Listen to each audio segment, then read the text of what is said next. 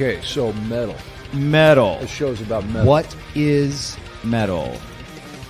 We're going to spread the hidden value in music. We're going to proselytize. We're going to get the word out there.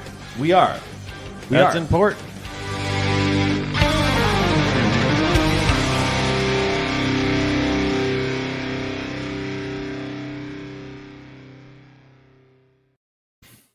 Well, hello, everybody out in the metal world. Welcome to episode 20. We've made it to episode 20 of the Great Metal Podcast. Yes. Amazing. Yes. And your Cheers, boys. metal guides on this journey. I am the Metal Evangelist Luke, and I'm here with Shredmaster Scott and Just Pete. That's right. Yeah, welcome, guys. It's good to see you again. You know where I've been recently? Where have you been? I've been to the future. And the new Tool album is amazing. How good is it, Just It's Pete? amazing. That sounds pretty good. What are we going to talk bro. about? We're going to talk about the future today? If Well- Doc says it's good, you know it's good.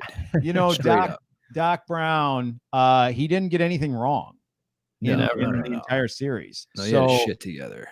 Yeah. So welcome to our viewers.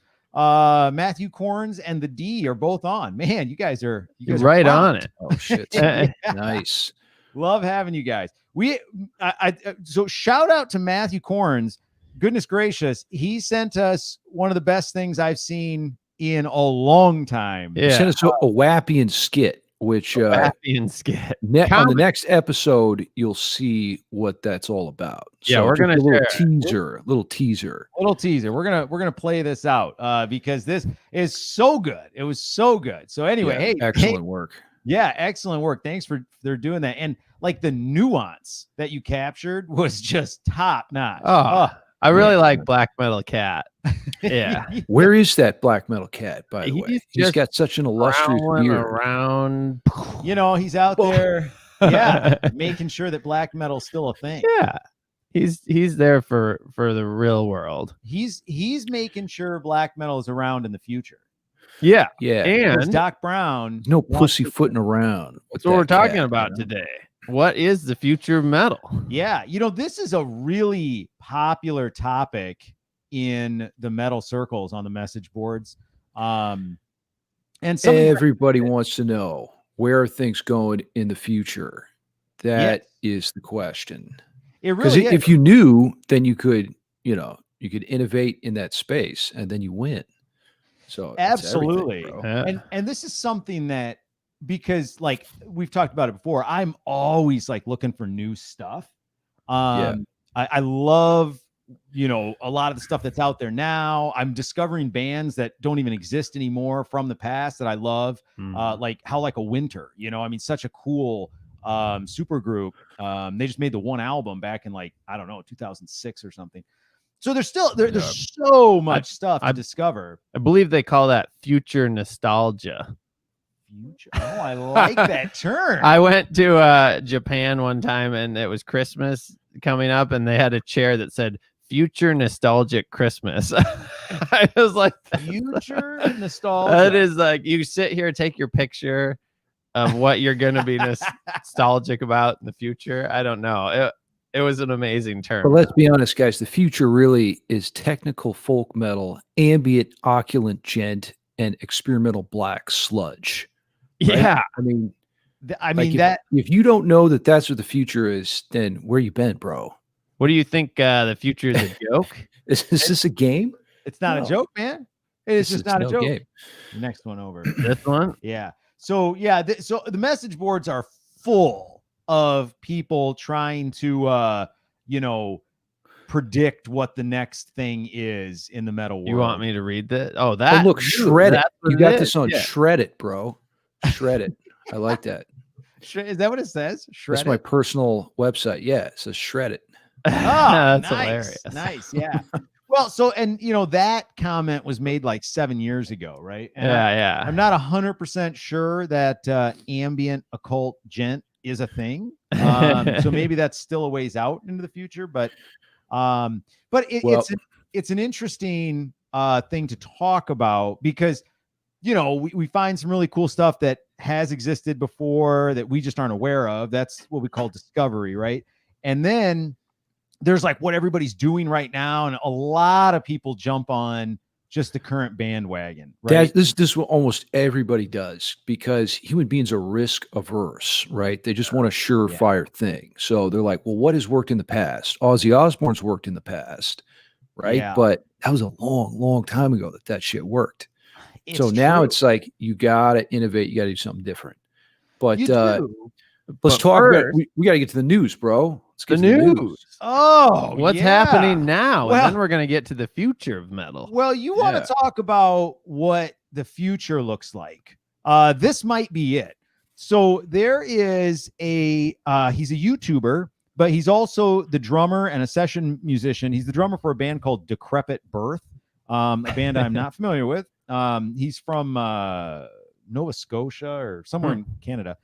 And he's a Canuck.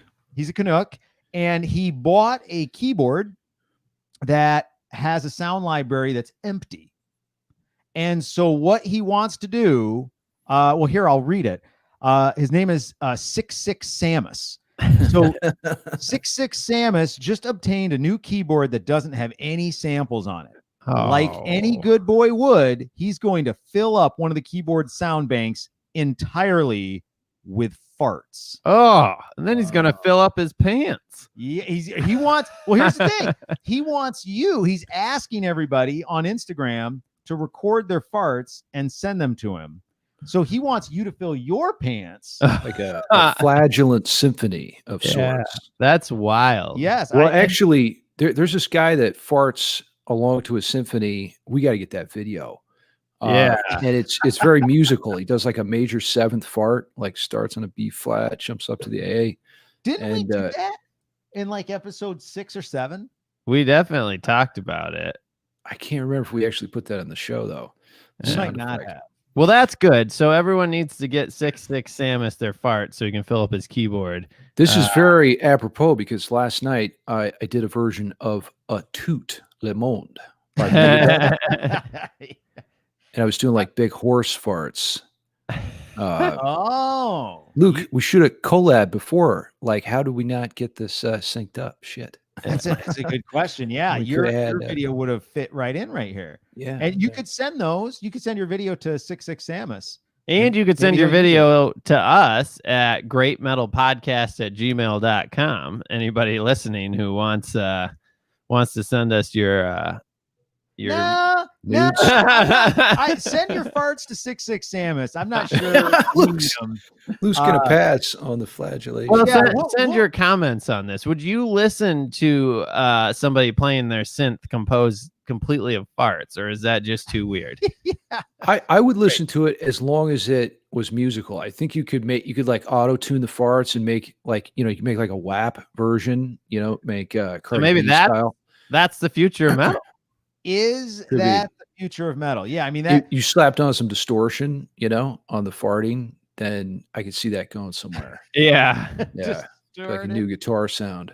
distorted ass blast. Yeah, I don't know. I would listen to it, but that might be a one and done. A one and done. I don't know if I'd want to, listen to that on repeat. But again, I mean, people do very, very creative things. So the Samus guy, he wants to make a farting record or a song or something. Is it a whole album or what's the deal with that? Well, he wants to use these samples on his next album. Yeah. Okay. So he's looking for fart samples. And then, my guess is he's not going to compose music out of them entirely. He's just going to use them as an instrument. It's like frosting on the cake, just a little, the bells and whistles to push things over the top. It's Nice, quite- delicious additive there. Quite the analogy there. Yeah. Do we have any frosting more on the cake. wholesome news going on, or is that the? Well, Rob Halford's in the news. Rob is in the news, and he's More actually, wholesome than that. I mean, he's talking about the future of metal. He did an interview with with Metal Injection, and so we got a recommendation from, I think we got a couple actually from viewers on Instagram, and they were asking us, what we thought the future of metal was. And then I don't know, this is maybe a week or 2 or 3 old. Rob Halford did this interview with Metal Injection, and they asked him about it. A lot of these interviews with, you know, these older musicians, Rob Halford and the guys from Iron Maiden and stuff, they're always asking him, like, what do you guys think about, you know, the current trends, and, you know, where do you see it going from here? Right. They have no idea. They lived through a tremendous change. Yeah. You know, metal in their day is very different than metal today. So it's like, you know, where do you see it going? That's 100% true. But a lot of these guys don't have much forward thinking innovation, I would say. Like they did their thing back in the day, and now they're kind of like, they don't know what to do, you know. They're doing what's safe, maybe, huh? It's doing what's worked for them. It's true. Well, that's what's safe. There are a few guys like Sammy Hagar is really, he's doing what all the young people are doing. He's doing a digital band. You know, it's like Michael Anthony down in Cabo. He's up in San Francisco, and, you know, his guitar player somewhere else, and they're all like jamming together. That it's almost like the Devin Townsend thing. That's really rare, though, to see a guy in his 70s, like, you know, sort of reinventing things a little bit. Yeah. But, you know, it does happen. Yeah. Well, I mean, I think it's important to, I mean, when you're talking about the future of metal, before we get to Rob's comment, which I thought his comment is actually incredibly insightful. But, you know, like we talked about it on a previous episode about, you know, how metal is actually the fastest growing musical genre globally, not in the United States. And there's some other places where it's not, but globally it's the fastest growing. So metal is kind of like, I don't want to jinx it and say at its peak, right? Because I mean, I could see it getting bigger and bigger and bigger all the time, but we're certainly in like a heyday of metal. Metal is accepted as a legitimate form of musical expression. Yeah. Hence Miley Cyrus covering Metallica. Right. Absolutely right. Which I think we get can on the metal bandwagon. Hopefully agree is not the future of metal, but that does give us some insight into, you know, what the state of metal is. Like if Miley Cyrus is covering Metallica, that means it's really entered into the popular arena. So it's time to and piss that's what people the off again. evangelist It's time to piss people off again, because I mean, if Miley's like on board, that means we gotta go somewhere else. Like, I mean, that's not good. That's really the thing. Like, there is so much depth to metal that it has staying power, right? Because it's got a solid foundation. Pop is a flash in the pan. That's why you see so many one-hit wonders in pop, because they have their deal. You know, they blow their load early and then it's over, right? And then, okay, we've got to find somebody that's younger or, you know, something else, right? Because it's all about image. It's not about the music itself. Whereas metal's the opposite of that. It's, you know, yes, the image is important, but it's not ultimately about the image. It's not, the image can be more of a gimmick to the music. The music is what everybody relates to. And so what happens with pop music is people like Miley, and this has been done quite a few with other pop artists in the past. She sees her career, the flash is over, right? Now what do I do? Well, I'm going to jump on the metal bandwagon. Something that has staying power. Yeah. Totally. Yeah.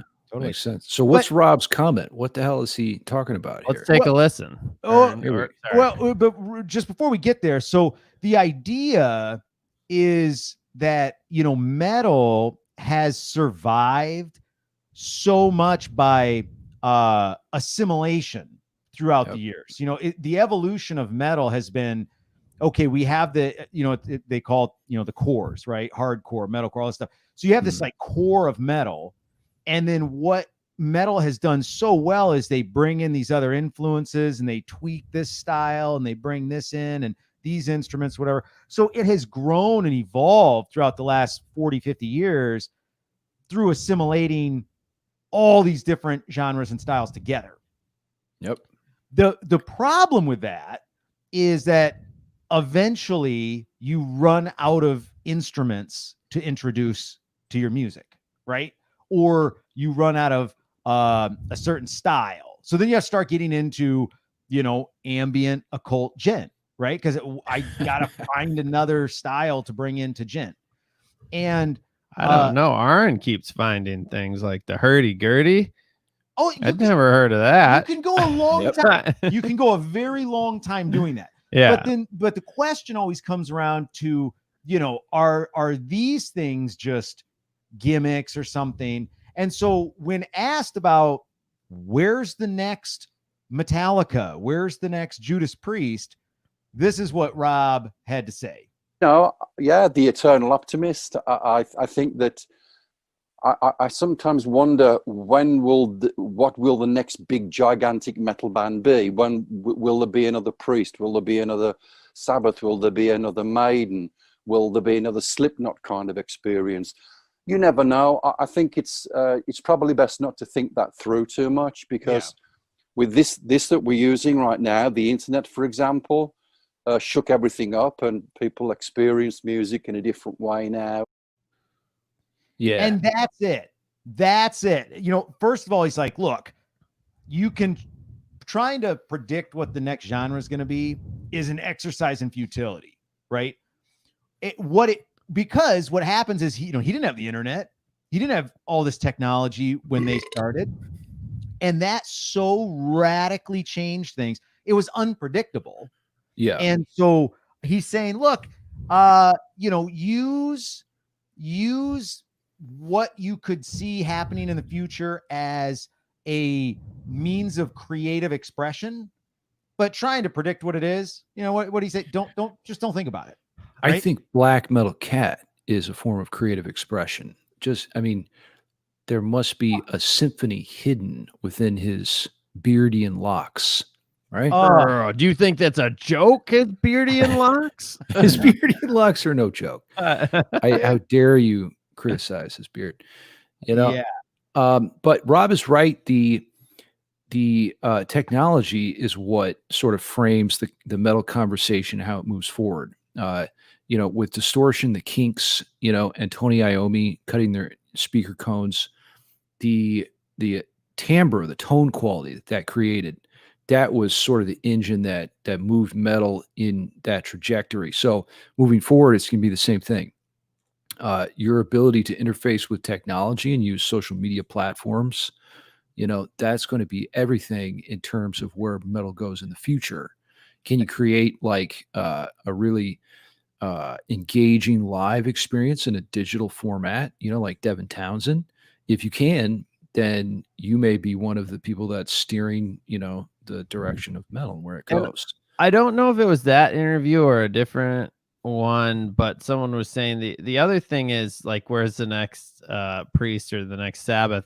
The other thing that's interesting about the internet is that people are now you can get so hyper specific what you're interested in that to an extent there might not be a band of that caliber for it, because there's so many more specific bands that people like really gravitate towards their specific interests because there's something to feed all those interests, rather than like everybody who might have slightly different and similar interests coming together behind one band. Yeah. Like in the past. Yeah, dude. That's a whole nother aspect that you brought up. Just engaging with your fan base is everything, because even if you do have something that's new and unique, it's not going to get heard unless you're able to utilize these tools that we have. Unless you can rally around it like blackened ambient fart metal, Matthew Korn suggests. Barn for short. Yeah. But that's 100% right. I think that what Pete just said, the idea is they're moving forward. There's so much content. It's not going to be about one band. It's not going to be, you're not going to have, bands aren't going to have roadies, right? Because it's not going to be Black Sabbath and these guys just live and eat and sleep Black Sabbath and they just follow Black Sabbath all over the world. What it's going to be is more like these festivals you see in Europe, like the Female Metal Vocalist Fest or Hellfest in France, or these festivals that rally around a genre. And then there's 10, 20, 30, 50 bands that all play at this, festival, and you go there to immerse yourself in that genre. The band itself is maybe not as iconic or important as the music that's being played. Yeah. Right. I mean, Maybe. the more specific, I don't know. the more specific you can get, the better now for sure. It's that whole thing when you try to please everybody, you end up pleasing no one. And now that we have access, to all these individual bands with social media, you can do that. So there's Well, no, but that's the thing where I think the band is important in that there's more specifics, like I was saying with the internet. So I think people might be more hardcore about the specific band they're into. Like I always go to shows like those type of festival things, usually to see a band or one or two bands that are now I might discover other ones. That's always great. But I'm usually going for the band that I'm more fanatical about, that I love what they're doing, Yeah. Yeah. I mean, which I understand. I also like, we've tried to get to the Female Metal Vocal Fest in Belgium. I don't know, 3 or 4 times now, and it's always fallen through. It's a pandemic every time. No. There's always a pandemic. Maybe not something. every time. And Slayer has a song called Epidemic. There you go. That's just a regional pandemic. Yeah. So, but we've never gotten there. But to me, it's like, okay, well, it's typically bands like Epica and Nightwish that are like headlining it, quote unquote. But I'm like, I want to go there because I love that style of music, right? If Nightwish couldn't make it, I'm still going. Yeah. It's like that genre is what draws me to a show like that. Now, at the same time, they're like, I'll go downstate or somewhere to see Dream Theater because I specifically want to see Dream Theater. So maybe there's room for what we're both saying. Maybe not. Maybe we have to fight it out later. Well, I think the festival element, right, might be the way that it works because if bands are a little bit smaller in general because they're more specific, so their audiences maybe aren't as broad, the festival is a way to bring that together and expose each other's audiences, open them up to maybe some new stuff, and what if there was like a digital festival, right, where you could choose which VR experience you engage with, go from stage to stage virtually, and then once we get good VR, I do think that is going to be a huge thing for going to shows. I mean, if you can basically be there and you have a really good audio experience and it's like an immersive visual experience. Yeah. Oh, how could that not be better? Because you don't have to get beer spilled on you. You don't have to travel. You don't have to, all the. Plus, you can have the best seat.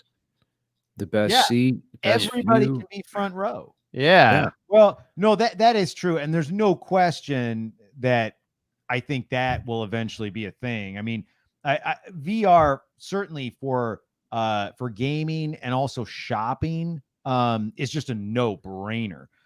I don't know. I mean, I think that I personally do not enjoy the concert experience as much these days. No, because like what you were saying, Mo, it's uncomfortable. You can't see anything, especially if you're in places like Scandinavia, because everybody's so much taller than me. So it's like there's all these issues, right? The Netherlands. Yeah, that was in the Netherlands. And so, but Aaron's 6'10". He's a tall tree. Yeah. I could see him. But anyway, so but VR is, I think, the future of almost all things, not just the musical experience. If you guys are listening live, throw us a comment. Would you go to a VR concert, and do you think it would be as good as a live concert? And if you're just listening to the playback, let us know what you think either on our Instagram channel or greatmetalpodcast@gmail.com. Talking about the future of metal here, and we're talking about VR shows. Is that the future of metal? I mean, we're living in a remote time. I don't think the tech's there yet personally, but would you be interested in going to a VR show? Yeah, and it could be certainly a good experience. Now, the thing would be if we're talking about the music itself, VR is the experience of it. Yeah. The music itself. So one of the things for a long time, going back to Fear Factor, I think Fear Factor would probably largely be considered one of the first industrial metal bands. And industrial metal, a subgenre of industrial metal is called cyber metal. Mm-hmm. And What would be so, a cyber metal band? Do you well, have any I'm examples? so glad you asked, Mo, Oh, or shit. Shred, because we actually have one queued up for you. All right.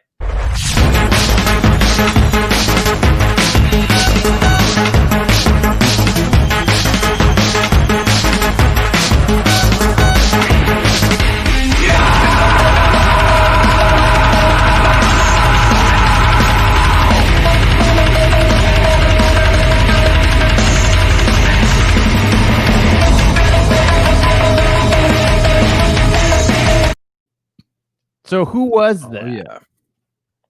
That was a band. That was a band called All for Fake. Okay, cyber Yeah. metal. I can see the Fear Factory influence in there. You know, this reminds me, like the timbre, the tone quality is such an important aspect of metal. We talked about how the guitar really is the engine that drives metal, right? That distorted electric guitar tone. And guys like the Kinks and Tony Iommi really started innovating in that space. So change, and now we're sick of it though. Like everybody's just scrolling past you on Instagram if you're playing guitar. Trust me, they're taking a shit and they're just scrolling past. They don't care. So they're not putting on headphones like you suggest and really soak in that awful tone you're using. Like we've got to figure out a way to make the guitar sound different now. That's what has to happen. Well, I mean, so right, and so what cyber metal does is it takes that industrial metal base, and then it includes a whole lot of synth work, a whole lot of industrial noises, like machine noises, and then once you get a little farther into cyber metal, you get to like the space metal type stuff, and then you get into like space sounds, right? Like I love space sounds. yeah, beeping and I love it. clicking and stuff like that, and like airlocks. right. Yeah. And there's some good bands out there using that style.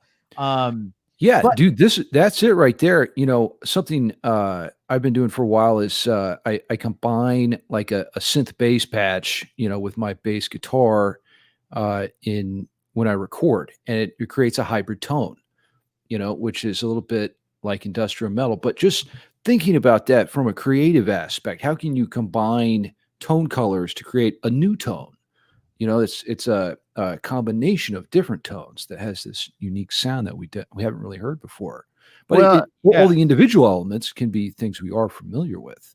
Well, But and so together- a good example like that's true, and I think this could be a future of metal is people putting their influences more into metal, like different and new influences. Like if I think about when we talk about like space metal, you know, like Arn, Anthony Lucasen, Star One, right? He built a whole album around like movies he was into, science fiction movies, right? Yes. So but maybe someone builds a whole album around video games they're into, and that informs the sounds the what I wanna do, tones Pete. they use, I'm doing right? that. Yeah, exactly. Yeah. So maybe you're like, I love Mario, and when you're making your tones and things and composing it, like you think about, you know, how that works. And as there's new creative endeavors, I think that can really inform and open up the areas of play, so to speak, for the musician as well. Well, it can. Now, here's the real question. We're using a lot more samples, which metal has used for, you know, many years, but we're using more samples and synthesizers and electronic sounds and noises. Baby metal has a song, I can't think of the name of it, and I couldn't find it on a quick search. Is it called Black Metal Cat? It's not. The Black Metal Cat would probably approve. Yeah, probably. They have it's like a 2-minute intro song to one of their albums. I can't remember which one, and it's completely 100%. There's no real instruments. It's just completely, you know, synth program. It sounds like real instruments, but it's not, right? So the idea is, and then I don't know if any of you guys have watched the new Bill and Ted movie. I have, Luke. I've seen it. Face the Music. Very good. Very It's good. a great movie, and the song that supposedly, saves mankind is actually, I don't want to spoil it, but somebody related to Bill and Ted basically just DJ some songs. And then that's right. Yeah. It was like their daughters. Oh, Right? you're Okay, spoiling it. well, You're spoiling it. Sugar. Too late. Too late. Sugar. If you haven't seen it by now, that's your fault. Yeah, That's true. That's true. Shred just ruined an entire movie for an entire generation. But So anyway, so the idea at what point, as technology advances, at what point does music become completely digital and nobody plays anything? Well, I think see, Aaron postulates that too. Aaron? Yeah. Oh, I'm sure he does. In the new reel, right? That album where he talks about like every song's been played before. Yeah. And it's like a virtual machine that mashes up songs to make new songs. Yeah. Right. I mean, maybe that's the future of metal. Well, that's definitely the eventual future for sure. Literal, the literal future. It can't not be. We're going to start, and bands like Fear Factory see this. It's interesting how artists have an intuitive sense of where things are going. Because since the late 80s, Fear Factory has been repping this thematically continuous theme of men and mankind, and women too, are transitioning into a machine-like state, or becoming less biological, more bionic. That can't not be true. That's just where we're headed. So, they're trying to reflect that reality within, the sounds we make, makes sense. So, of course, there's this whole aspect of we like things that sound organic and real and human. They're more sensitive. But I like things that sound mechanical too. There's to an extent, a pleasure to it. Yeah. To an extent, and when people program, they're always trying to recreate that human touch by varying the velocity, for instance, or volume levels in each digital note that's played, because it sounds more musical to us now. Now, it may not at some point in the future, but I like this idea of sort of being realistic about what's coming and then trying to reflect that in the sonic characteristics of what you make. That's cool idea. I'm going to give us a quick interruption to go through a couple user comments here. We got some good ones. Jed said he's catching us live. He's finally here, but he's going to go to the gym later. And what should he listen to? I think this is important. Oh, this is important. Everybody give their number one gym song. Mine is Meshuggah, Demi Urge. Wow. Okay. I would say on the topic of cyber metal, there's a French band that I've listened to for a while called Malmond. And so if you're into like really high energy, techie type metal, Malmond. Let's get them on the show next week. We've never had any clips of those guys. I don't know if they're still around. I'd have to look them up. Well, I'm sure the clips are.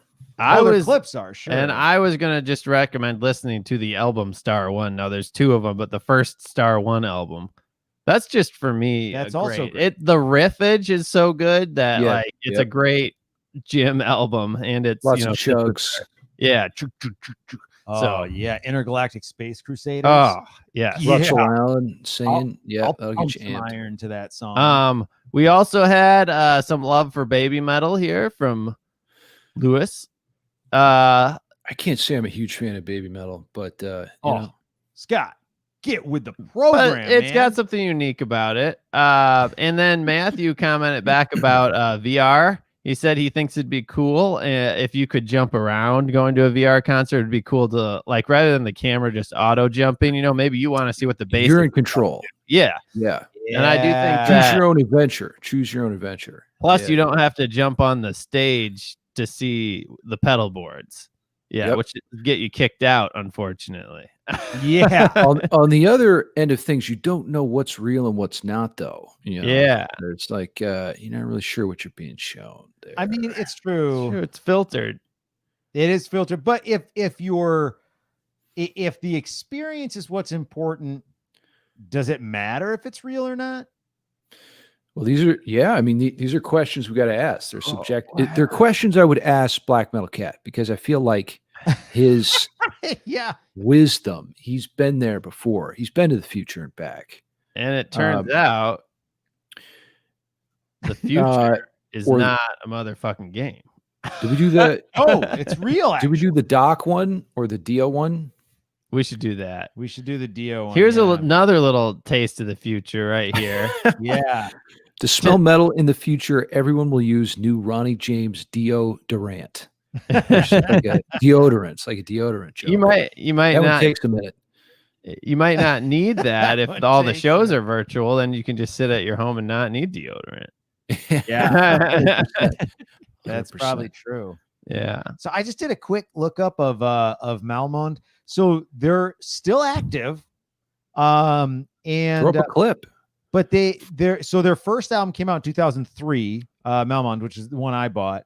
And then their next album came out in 2005, Ava, which I have. That was their last album. They haven't released an album in 15 years. That's insane. But they're still active. They're still touring and playing shows. So that's interesting. that is interesting. You have to look up there. See, bands are so bad at social media, so it's hard for them to grow. I'll look them up on Instagram. How do you spell it, Luke? Malmond? Yeah, Malmonde. Which it's French. Monde is obviously world or I don't even think they have a page. Mal is like bad. Well, if they haven't released an album since 2005, they probably haven't started an Instagram account. Yeah. I'm just going to go ahead. I mean, that was according to the Metal Archives. Because if you're not doing your core thing, which is making albums, then you're definitely also not Instagramming. Not going to be growing much. Yeah. probably That band, Rivers of Nihil, I think is forward thinking. I listened to pretty much their whole record where Owls Know My Name. Oh, And yeah. I noticed they're doing some interesting things from a production standpoint and also just compositionally speaking, using like these really interesting polyrhythms and whatnot. And then they have like the saxophone, they get the saxophone in there and they start like rapping these jazz licks. And you're like, wait a minute, is this death metal or am I listening to Bill Clinton, play some jazz? But it somehow works. It somehow works. And they are a very interesting sounding band, I would say. Another interesting sounding band, Black Metal Rooster.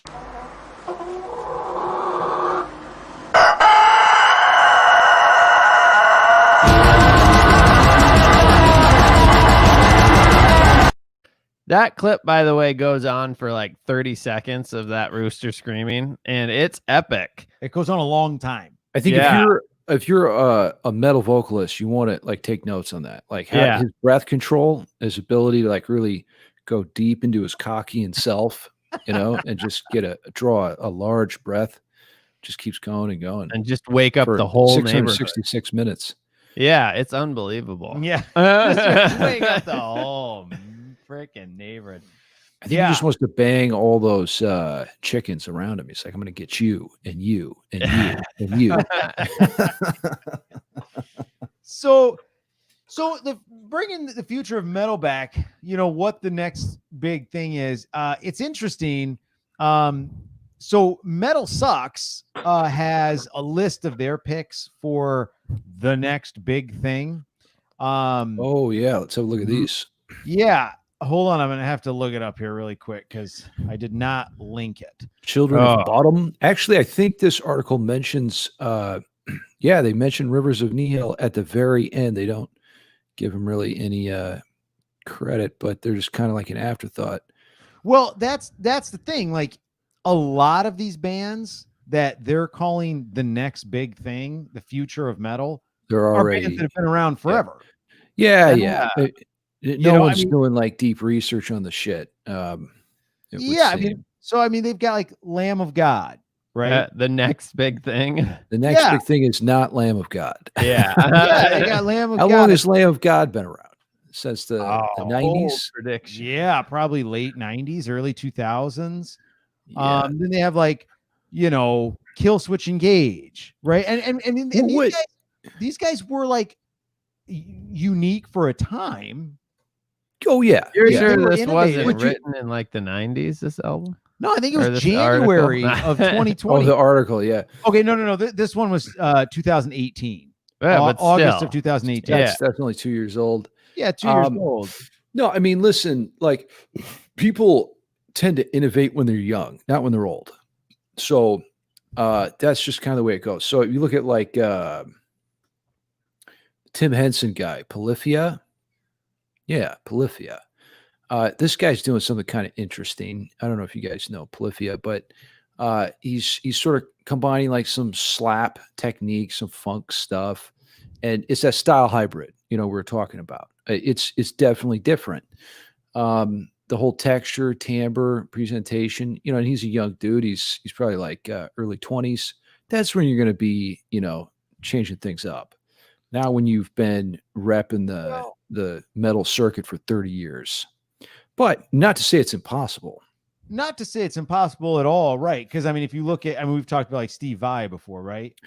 And Steve, he's still doing very innovative stuff. Well, Steve Vai, he's a bit of an anomaly for sure. You don't see that often. Steve Vai just turned 60, and that joint shifting technique he came up with, and just sort of he's still. How do you keep that? He's still excited about playing, and so he's innovating. Yeah, I think that's the thing, though. Like, generally speaking, I think you're right. People tend not to innovate as they get older. Now, I think part of it, though, is that it comes down to the personality, right? And I think Steve Vai and Devin Townsend, their personality is like they are in the music 100% for the music and for the experience it gives them and the joy of exploring and the craft. And I think some people start that way when they're young, and then like we talked, they work off their success. They're like, well, I know what works, and now like they're in it for the what they're getting out of it, like financially, and they don't want to risk that, right? So I think they're like, well, I'm just gonna stick with this because it's working. I like my lifestyle and I like how it plays. Losing the magic, bro. Yeah.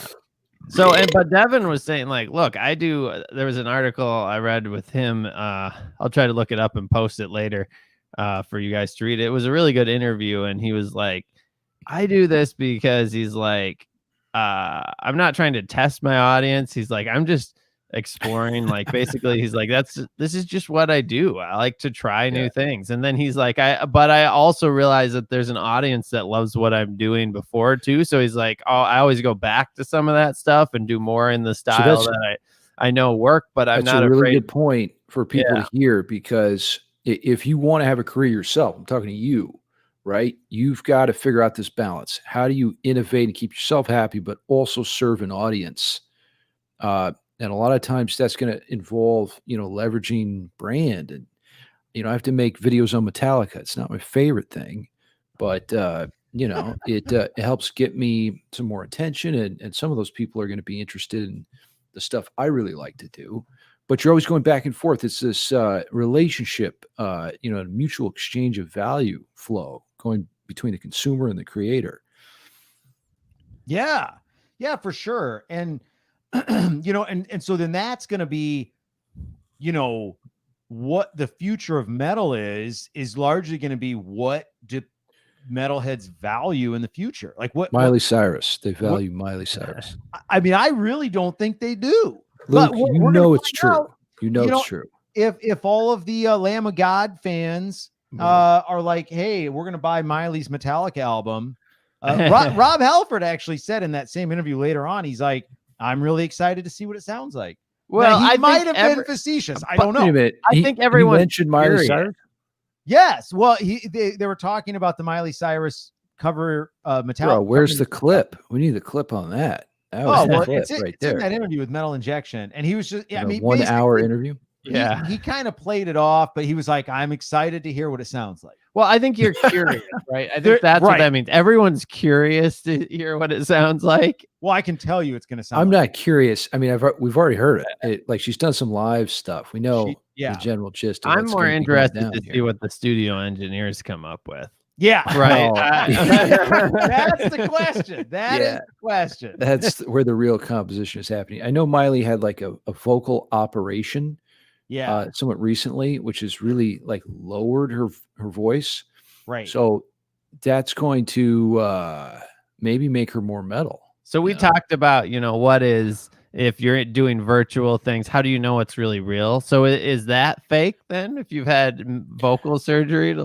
Everything's fake. Yeah. That you're hearing on a Miley record. That's so manipulated. Dude, things are so manipulated. So manipulated. Oh. Well, Uh, tell us, everybody, recognition. what do you think about that, the new Miley metal album, but also other thoughts on the future of metal? You could go forever on this topic. And I think obviously we can't go forever because we have to like do other things like drink beer and like talk with the great metal cat and do we have to kick ass and that type of stuff. So barbecue the cock rooster. we need to record our farts to send into that guy at the beginning. Oh yeah, let's get that on the show next week for sure. We got to do that. Send us though, Great Metal Podcast. Yeah. greatmetalpodcast@gmail.com. Send us your thoughts on the future of metal. Comment, follow us on Instagram, and of course, subscribe to our YouTube here so that you can catch us every Sunday at 5 p.m. Eastern time. Yeah. Do it.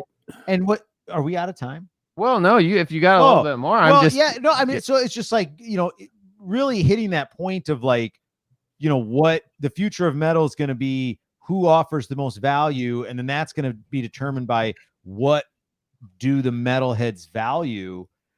What metal valued in the past was, because metal has always been a reaction to societal norms, right? And so, even Black Sabbath, it was all about, coming out of World War II and and Dee Snider versus Tipper Gore in the 80s. Yeah, absolutely. Yeah. And so, and as there's been back in the 80s, there was also all this kind of stuff like what was called Rock Aid or something. It was musicians. Live Aid. 1985 AIDS concert. Yeah. Yeah. And Freddie then Mercury. There were similar things that dealt with like poverty issues and all this kind of stuff. And so metal's always been like this rebellious, anti-authoritarian type value. Dude, you got to piss people off. That's what I was saying. Just like the Black Metal Cat, you got to figure out some way to do that. Right? But does that value have those values changed? I mean, I don't listen to metal in order to rebel against something specific necessarily. There's always something to rebel against. It's just, the spirit of the times changes, and culture changes, but then it's a moving target. Rebellion is a moving target. So just find out where it is now.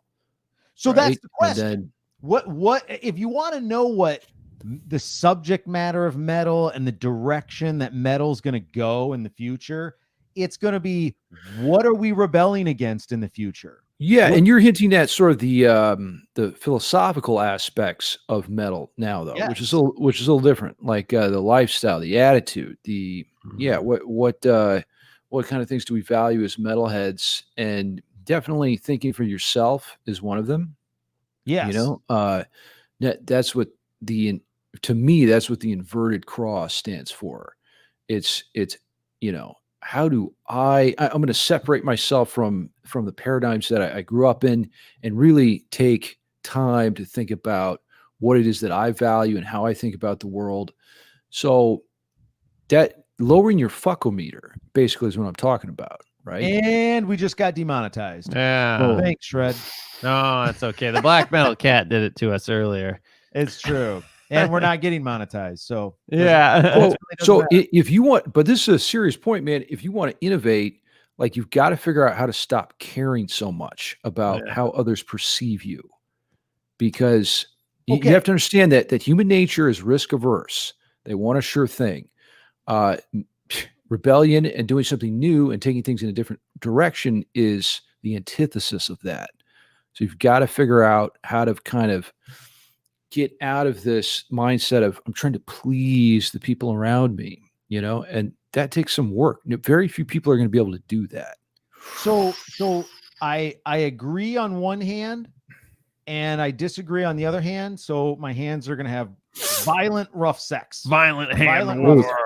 Sex those hands up. Yeah. Because I agree with you that you can certainly ball and chain yourself by other people's expectations or other people's concepts of where you should fit within society, within the family, whatever. So caring less about that can be a very freeing experience. At the same time, to go full on nihilistic, speaking of rivers of nihil or nihil, however you pronounce it, to where you don't care about anything, you most certainly will not accomplish anything. That's 100% right, Luke. But everybody needs to hear you got to lower the fucker meter, because people's F meters are off the charts right now. And the reason they're off the charts is because of social media. Everything they're posting, and this has never happened to us before, but now we're getting feedback from everyone, on what it is that we do, what it is that we post. So it's balanced. You're absolutely correct. But the reason I emphasize lowering your F meter is because we're so far, up here right now because of social media. Yeah. If we didn't have social media, it'd be a little different. But even then, people are always risk averse. But the balance, the middle, is always where you get the best results out of yourself on everything. But that's why I emphasize the extreme, because we're in the stratosphere of the F meter right now. We couldn't be higher. Yeah. So I think people need to hear it's not that important if your school teacher approves of what you posted, or your mom, or whoever else. Like, you got to figure out who it is that really is vibing with your perspective and try to please those people, because that's going to make your life a lot better. No, I agree with you 100%. I think that, another way of looking at it is, right, you need to stop caring about the judgment of people that, their opinion of you is maybe not ultimately what motivates you or should motivate you. The other way to look at it is, or maybe the way of dealing with it is, we need a higher level of self-esteem. We need to be more confident and comfortable with who we are and why we're doing what we're doing. And that makes you stop caring about, the judgmental people.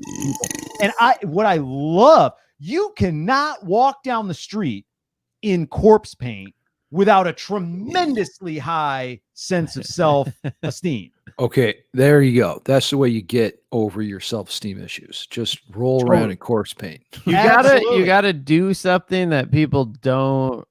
You have to do something kind of extreme like that to get your mental process over it.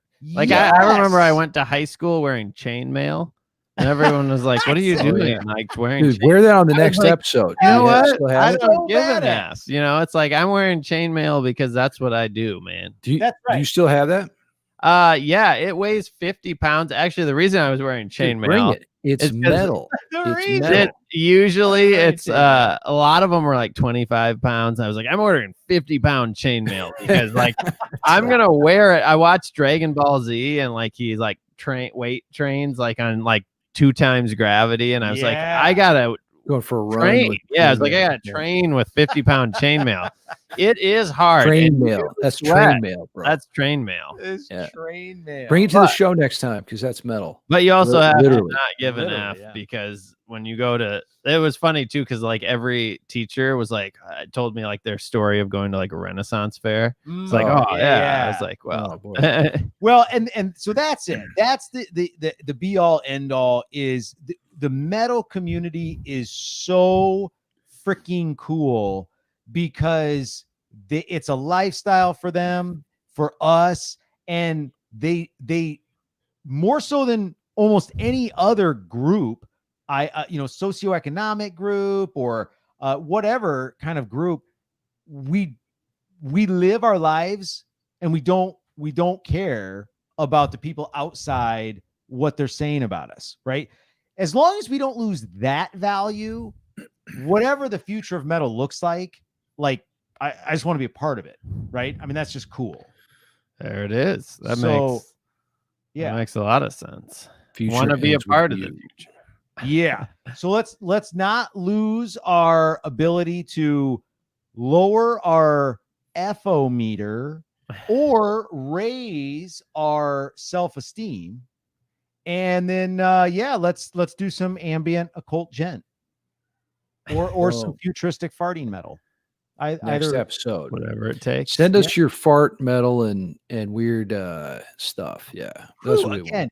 Send us some weird stuff. Send us nudes and send the farting to 66 Samus. No. We send us the farts too because send it all to us. Greatmetalpodcast Send it at all to gmail.com. if it's a good fart with like a nice melodic line, if it has like a nice arch to it, with some pleasing intervals, then that's what we want.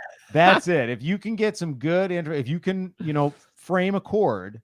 The brown note. What we're really looking for here is the brown note. If you can give us the brown note, Van Halen reference, then that will make our day. Well, yeah, cool. Well, luckily the world doesn't end with farting; it ends with you. So thanks for tuning in, and until next week, make it metal.